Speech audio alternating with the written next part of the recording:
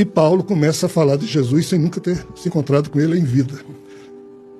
Aí começa a criar uma face de Jesus, que é Jesus, o Cristo.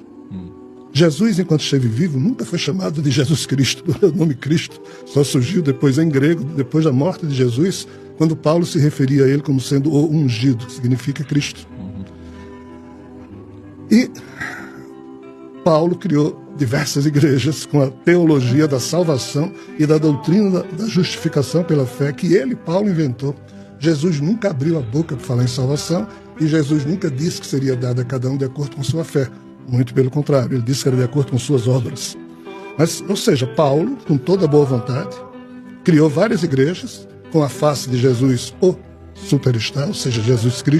Na verdade, essa fala de que Jesus só foi ser chamado de Cristo posteriormente, como se isso fosse uma invenção de Paulo, uma construção da igreja, ela é falsa.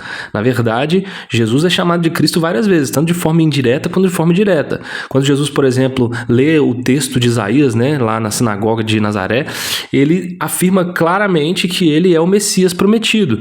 Em outros textos, por exemplo, quando Jesus está diante de um interrogatório e eles perguntam, dize-nos se tu é o Cristo, e Jesus diz, eu sou, ele afirma categoricamente que ele é o Cristo. Dentre outras passagens, como por exemplo a passagem tão conhecida de Mateus, capítulo 16, verso 16, onde Pedro afirma, tu és o Cristo, o Filho do Deus vivo. Nós temos inúmeros textos, Marta chama Jesus de Cristo, nós temos o próprio Jesus na oração sacerdotal dizendo que Deus enviou a ele, Jesus, o Cristo. Então só por aí a gente já vê que essa afirmação não faz sentido nenhum.